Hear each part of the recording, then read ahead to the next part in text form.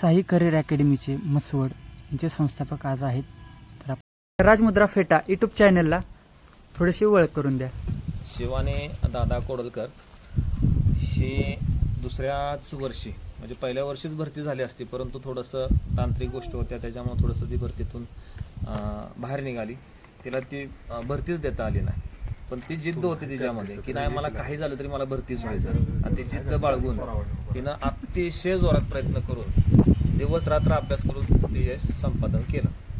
तर सर खरंच तुमच्या कार्याला आपल्या राजमुद्रा फेटा यूट्यूब चॅनलकडून तुमच्या पुढच्या वाटचालीसाठी खूप खूप शुभेच्छा. आणि सर असे मार्गदर्शक आपल्या मसोडमध्ये साई करिअर अकॅडमीमध्ये आहेत. खूप आनंद आहे सर, खरं तुमचं कौतुक करेल तेवढं कमीच आहे.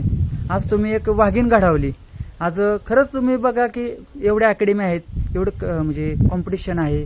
आज एक विद्यार्थी घडवायचं म्हणजे सुखाचं नाही आहे, कारण त्याच्यामागं पण आईवडिलांचं त्यांच्या फॅमिलींचं खूप मोठं सपोर्ट असतं. तर पुढच्या विद्यार्थ्यांसाठी सर तुम्ही काय म्हणजे मार्गदर्शन कशा पद्धतीने कसे परीक्षा पूर्व परीक्षामध्ये कसे भरती व्हावेत?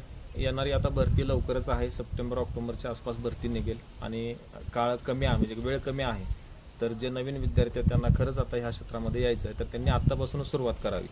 भरती निघाल्यानंतर सुरुवात करून काही उपयोग नाही. तुम्हाला भरती व्हायचं असेल तर आत्ता पूर्ण सातत्यपूर्ण अभ्यास केला तरच तुम्हाला त्याच्यामध्ये यश मिळू शकतं.